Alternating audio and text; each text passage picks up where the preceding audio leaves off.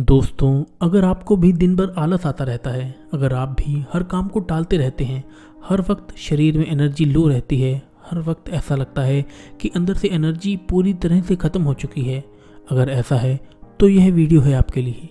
देखो, थोड़ा बहुत आलस तो सबको आता है, वो कोई बड़ी बात नहीं है, वो एक नेचुरल प्रोसेस होता है। जैसे कि खाना खाने के बाद और दोपहर के 2 बजे हमें सबसे ज़्यादा आलस आता है, क्योंकि खाना खाने के बाद हमारा जो ब्लड होता है वो गाढ़ा हो जाता है और उसकी वजह से हमें नींद आती है, थकान महसूस होती है और बहुत ज़्यादा आलस आता है। वो एक नेचुरल प्रोसेस है, वो कोई आलस नहीं है। और उसी तरह दोपहर के 2 बजे हमें सबसे ज़्यादा आलस आता है, वो भी एक नेचुरल प्रोसेस है। तो उसके लिए मैंने ये वीडियो नहीं बनाया। लेकिन अगर हर वक्त आपको आलस आता है, हर वक्त नींद आती है, किसी भी काम को करने में मन ही नहीं लगता, तो यह वीडियो है आपके लिए। देखो, हमारे आलस के पीछे कुछ कारण होते हैं और उन कारणों के बारे में आज हम इस वीडियो में बात करेंगे और उसी के साथ उन पर सॉल्यूशन की भी बात करेंगे। सबसे पहला पॉइंट है जिसकी वजह से हमें सबसे ज़्यादा आलस आता है, और वो है लैक ऑफ स्लीप। आप में से कई लोगों के मन में यह भ्रम होगा कि ज़्यादा सोने वाले लोग आलसी होते हैं, लेकिन एक्चुअली आलसी वो लोग होते हैं जो कम सोते हैं। साइंटिस्ट की अगर हम माने तो एक एवरेज इंसान को कम से कम 7 से 8 घंटे की नींद जरूर लेनी चाहिए। अदरवाइज़ अगर आप अपने 1-2 घंटे बचाने के लिए 1-2 घंटे की नींद कम लेते हैं, तो हो सकता है कि यही 1-2 घंटे आपके दिन के 8 से 10 घंटे बर्बाद कर दें।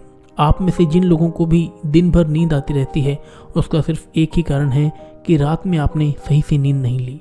तो अगर आप कम नींद लेते हो तो प्रॉपर 7 से 8 घंटे की नींद लें, और उसके बाद आप देखेंगे कि दिन में आपको नींद आना काफ़ी हद तक कम हो जाएगा। दूसरा पॉइंट है लैक ऑफ फिजिकल एक्टिविटी, या फिर दूसरे शब्दों में कहें तो घंटों तक एक ही जगह पर बैठे रहना या पड़े रहना। ये चीज़ तो आप सबने एक्सपीरियंस ज़रूर की होगी। जब आप घंटों तक एक ही जगह पर बैठकर फ़ोन चलाते हैं या फिर टीवी देखते हैं या फिर कुछ भी वो काम करते हैं जिसकी वजह से आपको बैठे रहना पड़ता है, उस वक्त आपकी बॉडी पूरी तरह से स्टॉप हो जाती है, ब्लड सर्कुलेशन स्लो हो जाता है, और उसके बाद अगर आप कोशिश करोगे पढ़ने बैठने की या फिर कुछ भी करने की, तो आपका माइंड, आपकी बॉडी साथ ही नहीं देगी आपका, और आपका किसी भी काम को करने में मन ही नहीं करेगा। उस वक्त आपको रियलाइज़ होगा कि मुझे तो आलस आ रहा है, मैं एक आलसी इंसान हूँ। तो यहाँ पर इसका एक सिंपल सा सोल्यूशन है कि सुबह उठकर 15 मिनट के लिए एक्सरसाइज ज़रूर करें। इसका असर आपको पहले दिन से ही दिखना शुरू हो जाएगा, और पूरी तरह से नहीं, लेकिन काफ़ी हद तक आपको आलस आना बंद हो जाएगा और पूरे दिन आप एनर्जेटिक और एक्टिव फील करेंगे। यहाँ पर मैं एक और सोल्यूशन देना चाहूँगा कि काम के बीच में या फिर पढ़ाई के बीच में 10 से 15 मिनट के लिए वॉक पर कहीं चले जाएं, और आप देखेंगे कि सिर्फ 15 मिनट की वॉक आपके आने वाले 1.5 से 2 घंटों के लिए आपको चार्ज कर देगी। और बल्कि मैं तो ये कहूँगा कि फालतू के कामों को करने के लिए एक ही जगह पर बैठकर अपनी बॉडी और अपनी माइंड की धज्जियाँ ना ही उड़ाएं तो अच्छा है। अगर आप एक ही जगह पर बैठकर काम करते हैं, जैसा कि मैंने बताया, सुबह उठकर 15 मिनट के लिए एक्सरसाइज ज़रूर करें, और काम के बीच में 10 से 15 मिनट के लिए कहीं वॉक पर चले जाएं। नेक्स्ट पॉइंट है वो है हैवी डाइट। जैसा कि मैंने आपको स्टार्टिंग में कहा था कि हर इंसान को थोड़ा बहुत आलस तो आता ही है खाना खाने के बाद और दोपहर के वक्त, लेकिन खाना खाने के बाद में कितना आलस आएगा ये बात इस पर भी डिपेंड करता है कि आपने कितना खाना खाया है। जो भी खाना आपने खाया है वो कितना हैवी है। अगर आप बहुत ज़्यादा तेल, घी और मैदे वाला खाना खाते हैं तो आप 3 से 4 घंटों के लिए भूल ही जाएं कि आपके अंदर एनर्जी आएगी, आपके अंदर एक्टिवनेस आएगी। तो इसलिए हल्का खाना खाओ, और खाना खाने के बाद बाईं करवट लेकर 45 मिनट के लिए सो जाएं। दिन में आप में से कई सारे लोग ये सोच रहे होंगे कि खाना खाने के बाद सोना कितना बुरा होता है शरीर के लिए, और मैं आपको कह रहा हूँ कि खाना खाने के बाद तुरंत सो जाएं। खाना खाने के बाद तुरंत सोना बुरा होता है, मैंने माना, लेकिन रात के वक्त, दिन के वक्त खाना खाने के बाद बाईं करवट लेकर सोना शरीर के लिए बहुत अच्छा होता है। और ऐसा मैं नहीं कह रहा, ये बात कह रहे हैं राजीव दीक्षित जी। जापान में एक एक्सपेरिमेंट किया गया जिसमें एक ऑफिस के कुछ एम्प्लॉयज़ को खाना खाने के तुरंत बाद काम दिया गया, और कुछ एम्प्लॉयज़ को खाना खाने के तुरंत बाद 45 मिनट के लिए बाईं और करवट लेकर सोने के लिए कहा गया। इस एक्सपेरिमेंट के बाद जो रिज़ल्ट आया वो कमाल का था। जिन एम्प्लॉयज़ को खाना खाने के बाद रेस्ट दिया गया, उनकी क्रिएटिविटी, प्रोडक्टिविटी और एनर्जी का लेवल काफ़ी हद तक हाई था, बजाय उन लोगों के जिन लोगों को खाना खाने के बाद तुरंत काम करने को कहा गया।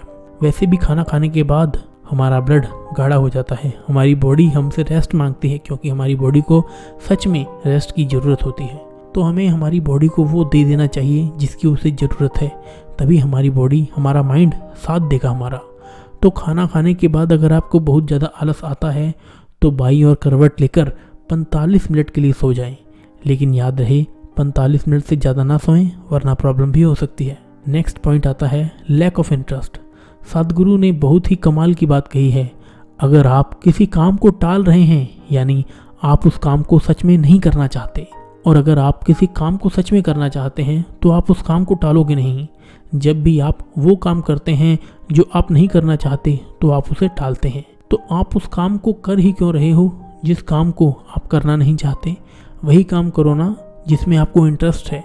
तो ना तो उस काम में आपको आलस आएगा और करने में मज़ा भी आएगा, और ना ही उस काम को आप टालोगे।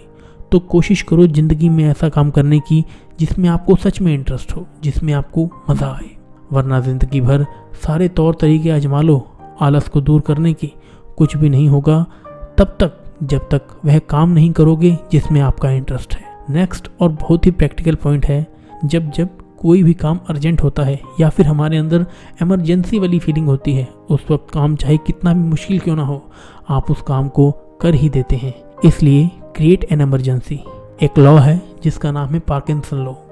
ये नियम ये कहता है कि दिए हुए काम को कोई भी इंसान उतने ही टाइम में करता है जितना टाइम उसे मिला है। यानी कि अगर किसी काम को करने के लिए इंसान को 1 ही महीना दिया गया है तो वह इंसान उस काम को 1 महीने में ही ख़त्म करेगा, भले वह काम 10 से 15 दिन में ख़त्म हो सकता है। अगर आप स्टूडेंट हैं तो आप इस चीज़ को बहुत अच्छे से रिलेट कर सकते हैं। हमें हर साल पता होता है कि फरवरी में, मार्च में हमारे एग्ज़ाम हैं, एग्ज़ाम में बहुत टाइम होता है, लेकिन असली पढ़ाई हमेशा जनवरी के महीने में ही स्टार्ट होती है। आपको ये देखना है कि जो काम आपके पास है आप उस काम को कम से कम टाइम में कैसे फिनिश कर सकते हैं, क्योंकि किसी भी काम को पता नहीं कि हमारे पास कितना टाइम है। कई लोगों को ये लगता है कि उनके पास बहुत टाइम है।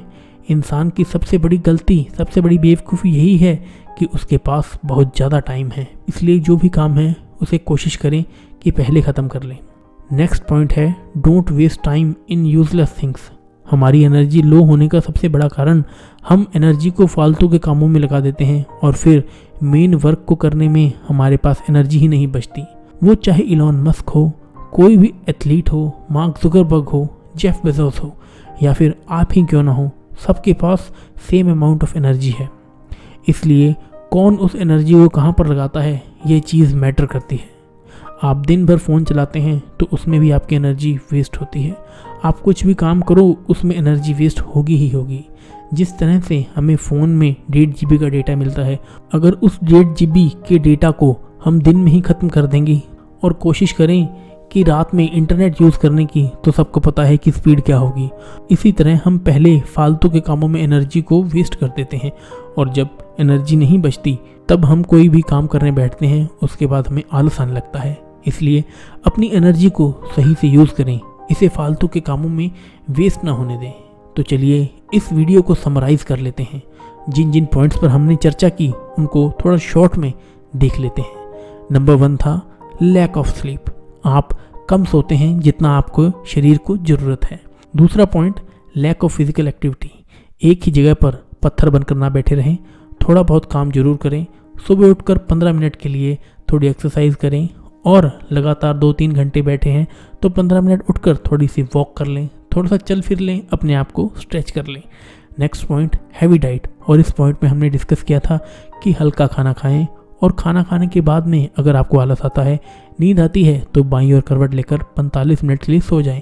45 मिनट के बाद जब आप उठेंगे तो आप बहुत ही अच्छा एनर्जेटिक क्रिएटिव फील करेंगे। नेक्स्ट पॉइंट था लैक ऑफ इंटरेस्ट।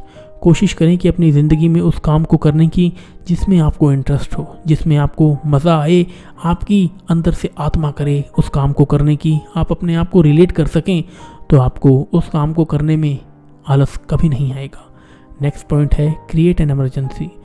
इस पॉइंट में हमने बात की थी पार्किंसन लॉ के बारे में, और पार्किंसन लॉ ये कहता है कि जिस भी काम को करने के लिए जिस इंसान को जितना भी टाइम दिया गया है वो उस काम को उतने ही टाइम में फिनिश करता है। अगर आपको ये लगता है कि मेरे पास बहुत टाइम है, तो बहुत टाइम के बाद ही आप उस काम को करेंगे, और एक्चुअल में किसी भी इंसान को पता नहीं है कि उसके पास कितना टाइम है।